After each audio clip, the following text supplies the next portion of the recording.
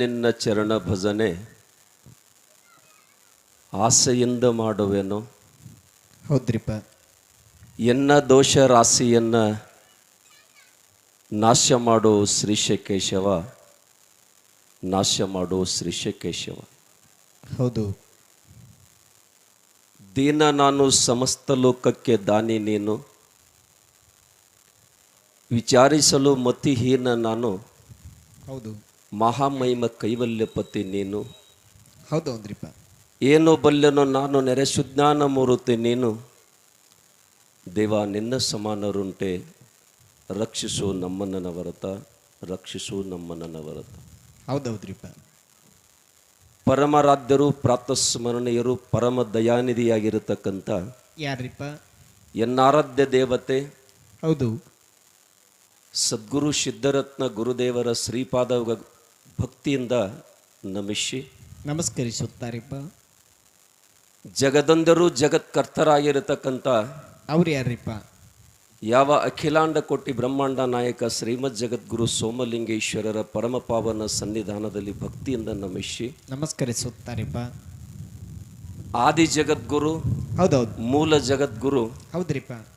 ಜಗದೊಂದರು ಜಗದೊಡೆಯರಾಗಿರತಕ್ಕಂಥ ಹೌದು ಹೌದು ಆ ಯಾವ ಶ್ರೀ ಶ್ರೀ ಶ್ರೀಮದ್ ಜಗದ್ಗುರು ರೇವಣ ಸಿದ್ದೇಶ್ವರರ ಪರಮಪಾವನ ಸನ್ನಿಧಾನದಲ್ಲಿ ತ್ರಿಕರಣಪೂರ್ವಕವಾಗಿ ವಂದಿಸಿ ವಂದಿಸುತ್ತಾರಿಪ್ಪ. ಆರಾಧ್ಯ ತಂದೆ ದಯಾಗನ ಮೂರ್ತಿ, ಭಕ್ತರಿಷ್ಟಾರ್ಥ ಭಗವಂತ, ಸಿದ್ಧ ಶಿವಯೋಗಿ, ಭಕ್ತವತ್ಸಲ ಸಾಧು ದಿನಮನಿ ಯಾರ್ರಿಪ್ಪ ಅವರು? ಶ್ರೀ ಶ್ರೀ ಅಮೋಘ ಸಿದ್ಧ ಯತಿರಾಜರ ಸನ್ನಿಧಾನಕ್ಕೂ ಕೂಡ 108 ನಮನಗಳನ್ನು ಸಮರ್ಪಣೆ ಮಾಡಿ ಸಮರ್ಪಿಸುತ್ತಾರೆ.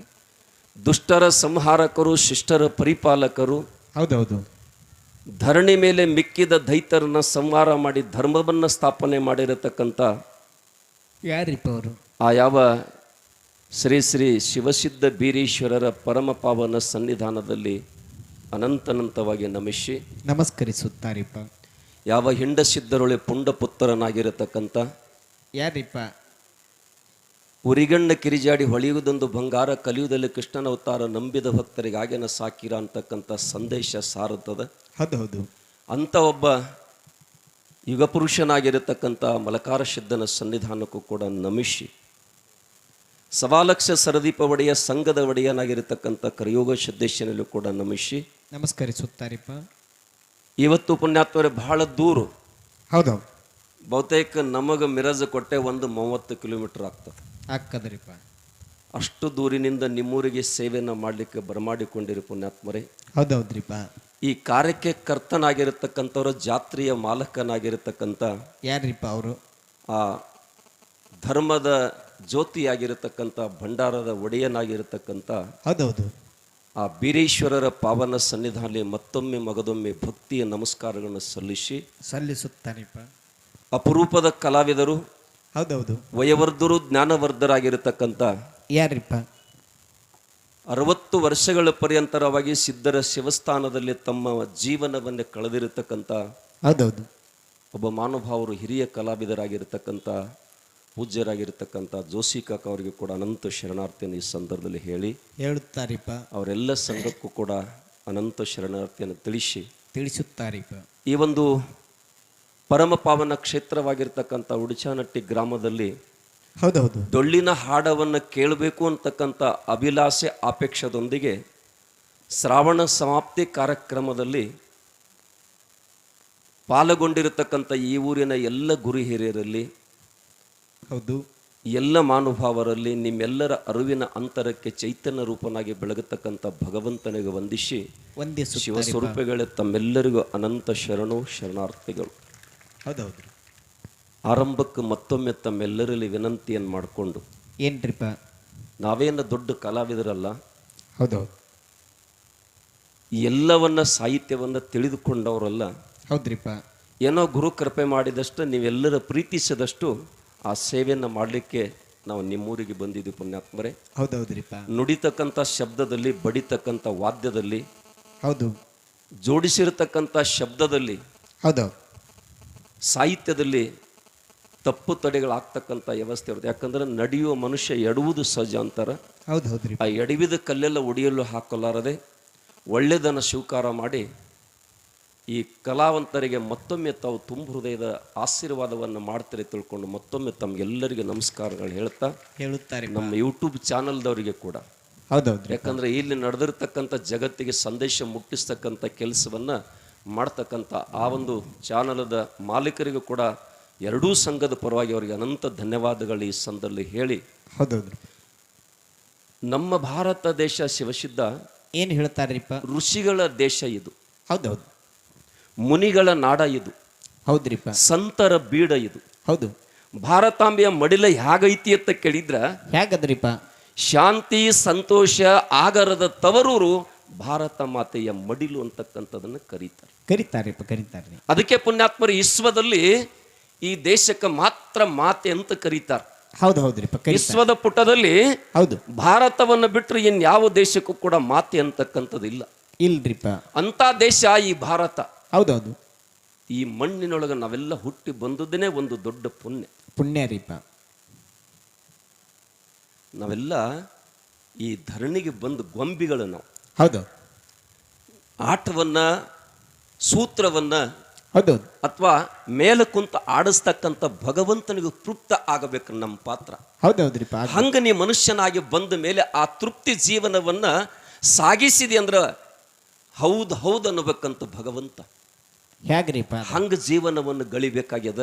ಹೌದೌದು. ಯಾಕಂದ್ರೆ ಬದುಕು ಹುಟ್ಟು ನಿನ್ನ ಕೈ ಒಳಗಿಲ್ಲ, ಸಾವನು ನಿನ್ನ ಕೈ ಒಳಗಿಲ್ಲ. ಇಲ್ರಿಪ್ಪ. ಹುಟ್ಟು ಸಾವುಗಳ ಮಧ್ಯದಲ್ಲಿ ಬದುಕು ಅಂತದ್ದು ಏನದಲ್ಲ, ಅದು ಉತ್ಸವ ಆಗಬೇಕು. ಹೌದು. ಅದು ನಿತ್ಯೋತ್ಸವ ಆಗಬೇಕು. ಆಗ್ಬೇಕು. ಸಾರ್ಥಕತೆ ಬದುಕಾಗಬೇಕು. ಹಾಗಾದ್ರೆ ಏನು ಅಂತ ಬದುಕನ್ನ ಸಾಗಿಸಿರ್ತಕ್ಕಂಥ ಪುಣ್ಯಾತ್ಮರ ಜಾತ್ರಾ ಮಹೋತ್ಸವ ಸಲುವಾಗಿ ನಾವೆಲ್ಲ ಎಲ್ಲಿ ಆರಾಧನೆ ಮಾಡ್ತಕ್ಕಂಥ ಕಾರ್ಯಕ್ಕೆ ಬಂದಿದ್ದೀವಿ. ಕುಂತೇವ್ರಿಪ್ಪ. ಅದಕ್ಕೆ ಬಹಳ ಜನ ಪುಣ್ಯಾತ್ಮರೇ ಹೌದು ವಿಶೇಷವಾಗಿ ಈ ಕಲಬುರಗಿ ಜಿಲ್ಲೆಗೆ ತನ್ನದೇ ಆಗಿರತಕ್ಕಂಥ ಇತಿಹಾಸ ಅದರಿಪ್ಪ. ಯಾಕಂದ್ರೆ ಕತ್ತರಿಗೆ ಬಾಗಮ್ಮ ಜನ್ಮ ತಾಳಿರ್ತಕ್ಕಂಥದ್ದು ಇದೇ ನಿಮ್ಮ ಭೀಮಾವಳಿ ದಡಿಯ ಮೇಲೆ. ಹೌದೌದ್ರಿಪ್ಪ. ಕಲಬುರಗಿ ನಾಡಿನಲ್ಲಿ ಶರಣ ಅಂತಕ್ಕಂಥವ್ರು ಪುಣ್ಯಾತ್ಮರೇ. ಬಹುತೇಕ ಅದರ ಸಲುವಾಗಿ ಅದು ಕಲಬುರಗಿ ಅಂತಕ್ಕಂಥದ್ದು ಬಂದು ಮೊದಲು ಗುಲ್ಬರ್ಗ ಇತ್ತು. ಹೌದೌದ್ರಿಪ್ಪ. ಇನ್ನು ಹಲವಾರು ಈ ನಾಡಿನೊಳಗೆ ಉದ್ಭವವಾಗಿ ಬಂದಿರತಕ್ಕಂಥದ್ದು. ನಮ್ಮ ದೇಶ ಹೇಗೈತಿ ಅಂತ ಕೇಳಿದ್ರೆ ಪುಣ್ಯಾತ್ಮರೇ, ಹೇಗದ್ರಿಪ್ಪ? ಒಬ್ಬ ಪುಣ್ಯಾತ್ಮ ಬಂದು ಗಾಂಧೀಜಿಯವರಿಗೆ ಕೇಳ್ತಾನತ್ತ, ಏನಂತ ಕೇಳ್ತಾನೆ? ನಾನು ಭಾರತವನ್ನು ನೋಡ್ಬೇಕು. ಹೌದು.